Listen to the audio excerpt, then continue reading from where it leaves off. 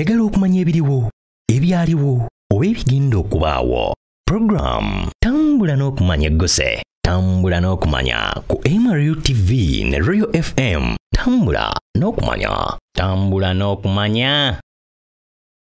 Webale kwekumira ku MRU TV ku Royal FM. Nkomyewo nate ne programu yaffe nganzi Tambula n'okumanya. Nange omususuzi w'olunaku Petero nga bwe nabasuubiza nti tugenda kudda n'ebizimbe ebirala ebitaano. Nate tukomyewo n'ebizimbe ebitaano ebikyasinze okuba ebyebeeyi. Nga n'ekizimbe ekikwata ekyokutaano kyekya Cosmopolitan of Las Vegas. Era nga kino kisangibwa mu kibuga Las Vegas mu ggwanga lya America. Era nga kibalirwamu obuwumbi bwa $3 ne $9,000,000. Ekizimbe kino kiriko webazannyira Zaala gye wandiise kasino kosa ne hoteri ez'omulembe. Ekizimbe kino kiriko amatabi 2 era nga gonna galiko obuwanvu bwa mita 184. Newankubadde ng'ekizimbe kino kyazimbibwa kampuni y'Abagirimaani era nga Deutsche Bank yamala n'ekitunda n'ekiguza Blackstone Group Corporation ku kawumbi ka $1 kamu mu $7.3 nga ekyewuunyisa ssente zino zaali ntono nnyo okusinziira ku ssente ze baakozesa nga bazimba ekizimbe kino.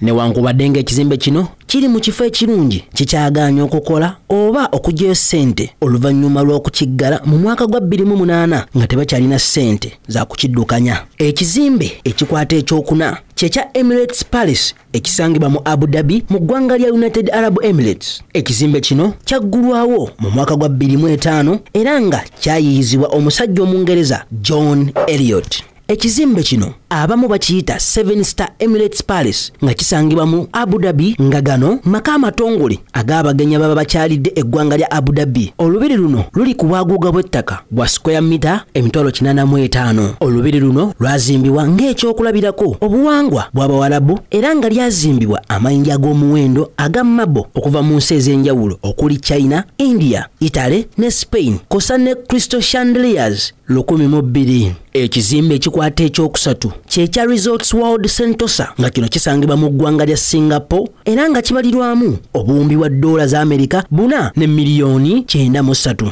Ekizimbe kino kyazimbibwa Malaysian Conglomerate Genting Group nga bano bali mu business za hotels, casino kosa ne business endala ennyingi. Ekizimbe kino kiriko ekkuumiro ly'ebisolo nga lino liri ku bwaguuga bwa yiika 2 nga kuliko ebisolo by'ebyobulambuzi ebisoba mu 10,000 ng'ate byanjawulo. Newankubadde ng'ekizimbe kino kyamalirizibwa mu mwaka gwa 2009 baayongera ne bakigaziya ne bongerako ekifo eky'ebyobulambuzi n'okwewummuza mu Novemba wa 2012. Ekizimbe ekikwata ekifo ekyokubiri kyekya Marina Bay Sands ekisangibwa mu Singapore nga kino kibalirwamu obuwumbi bwa $5 ne $5,000,000. Ekizimbe kino kiri ku bwaguuga bw'ettaka bwa yiika 38 nga kyamalirizibwa mu mwaka gwa 2010. Ekizimbe ekirya mu binnakyakendo kyekya Abraj Al Bayt ekisangibwa e Mecca mu ggwanga lya Saudi Arabia nga kino kibalirwamu obuwumbi bwa $15.2. Abraj Al Bayt